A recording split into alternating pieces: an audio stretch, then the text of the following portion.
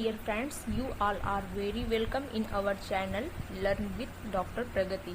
Friends, जैसा कि आप सभी लोग जानते हैं, इस समय हमारी सीरीज चल रही है यूजीसी नेट दिसंबर 2019 के सोशियोलॉजी के क्वेश्चन पेपर को सॉल्व करने की। लास्ट वीडियो में हमने 30 तक क्वेश्चन सॉल्व किए थे।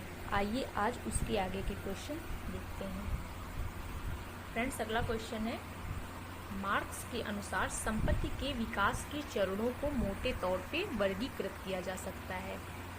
मार्क्स के अनुसार संपत्ति के विकास के चरणों को, तो संपत्ति के विकास के चरण मार्क्स ने 5 चरण बताए हैं, जिनमें से आदिम साम्यवादी अवस्था है। पहला चरण है आदिम साम्यवादी अवस्था यानी प्रिमिटिव कम्युनिज्म स्टेज। दूसरा है दास स्वामित्व अवस्था यानी स्लेवरी स्टेज। तीसरा है सामंतवादी अवस्था यानी फ्यूडल स्टेज। चौथा है पूंजीवादी अवस्था यानी कैपिटलिस्ट स्टेज। पांचवा है समाजवादी अवस्था यानी सोशलिस्ट स्टेज। तो इस तरह देख लेते हैं। इसमें सबसे पहला आदिम साम्यवाद इसमें है। इसमें वर्ग विहीन समाज से प्रारंभ हो रहा है, तो साफ सब गलत है, ये भी गलत है।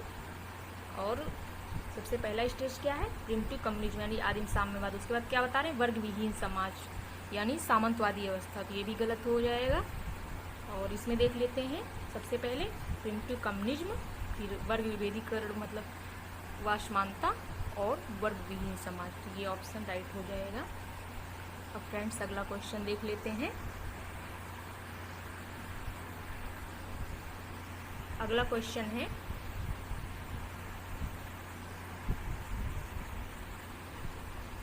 जब कोई संकेतक किसी संकल्पना अथवा अर्थ का महत्व बताता है तो वो संकेतित क्या कहलाता है। तो इसमें ऑप्शन क्या दे रहे हैं, पहला दे रहे हैं वस्तु, दूसरा क्या दे रहे हैं बिंब, तीसरा है संकेत, चौथा प्रतीक।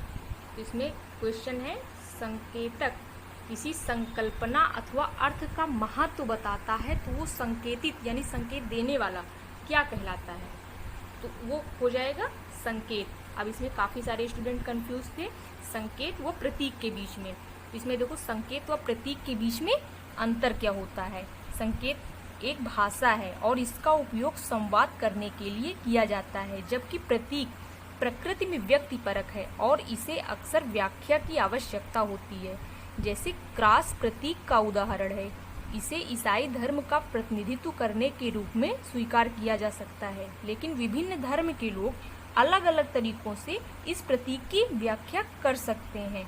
लेकिन संकेत ऐसा नहीं है, संकेत का सर्वत्र एक ही संदेश होता है। तो फ्रेंड्स, इस तरह संकेत और प्रतीक के बीच अंतर हो गया। और अब अगला क्वेश्चन देखते हैं। अगला क्वेश्चन मैच करना है, जनजाति है और उनका राज्य क्षेत्र है। तो सबसे पहले क्या दे रखा है, सबसे पहले है खासी, खासी जनजाति। तो खासी कहाँ की जनजाति है, मेघालय की। फिर क्या दे रखा है, टोडा, टोडा कहाँ की जनजाति है, नीलगिरी की। उसके बाद क्या दे रखा है, मुंडा, मुंडा छोटा नागपुर की जनजाति है। और उसके बाद क्या है, खोंड, खोंड ओडिशा की जनजाति है। और इसी तरह एक आती है गोंड, गोंड जनजाति मध्य प्रदेश की है। तो इस तरह इसमें देख लेते हैं कौन सा ऑप्शन राइट हो जाएगा।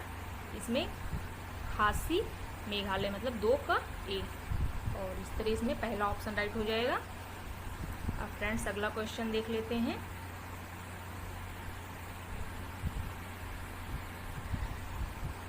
निम्नलिखित में से किसने समय व स्थान को विचार से पूर्व ए प्राइमरी के रूप में माना है। मतलब समय व स्थान को विचार से पूर्व यानी ए प्राइमरी के रूप में माना है। तो इसमें किसने माना है, इमैनुअल कांट जी ने। इमैनुअल कांट जी ने अपनी book critique of pure reason, इनकी बुक का नाम है, याद रखिएगा, क्रिटिक ऑफ प्योर रीजन, ये आई थी 1781 में। और इसी बुक में इन्होंने समय व स्थान को विचार से पूर्व के रूप में माना है। तो इसमें ये चौथा ऑप्शन राइट है। और फ्रेंड्स, अब अगला क्वेश्चन देख लेते हैं। अगला क्वेश्चन है, टीवी वाटोमोर के अनुसार सामाजिक विज्ञान में ऐतिहासिक उपागम के 2 सैद्धांतिक रूपों को लिया गया है, जो किसके द्वारा प्रभावित है? तो इसमें पहला ऑप्शन क्या दे रहे हैं? इतिहास का दर्शन। दूसरा क्या है? नृजातीय विवरण। तीसरा व्यवस्थित आनुभविक शोध। चौथा उद विकास का जैविक सिद्धांत। तो इसमें क्या है? टीबी बाटुमोर के अनुसार सामाजिक विज्ञान में ऐतिहासिक उपागम के दो सैद्धांतिक रूपों को लिया गया है जो किसके द्वारा प्रभावित है?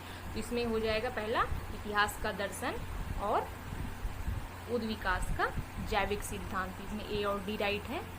और इस तरह देख लेते हैं कौन सा ऑप्शन राइट है? चौथा ऑप्शन राइट है। फिर अगला क्वेश्चन देख लेते हैं। अगला क्वेश्चन है कि राज्यों को उनके शहरीकरण के स्तर के अनुसार व्यवस्थित करें। राज्यों को उनके शहरीकरण के स्तर के अनुसार व्यवस्थित करें। तो पहले पे क्या दे रखा है? तमिलनाडु, फिर महाराष्ट्र, फिर केरल, फिर पंजाब। अब राज्यों में शहरीकरण का स्तर देखें तो राज्यों में तमिलनाडु में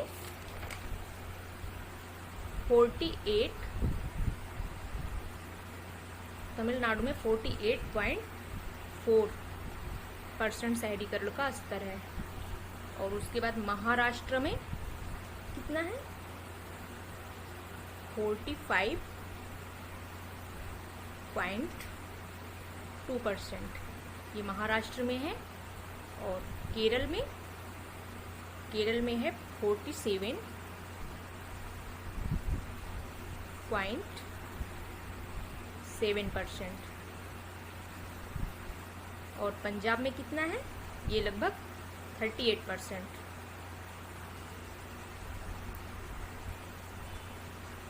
तो इस तरह सबसे पहले नंबर पे कौन सा आ रहा है? तमिलनाडु। दूसरे नंबर पे केरल। तीसरे नंबर पे महाराष्ट्र।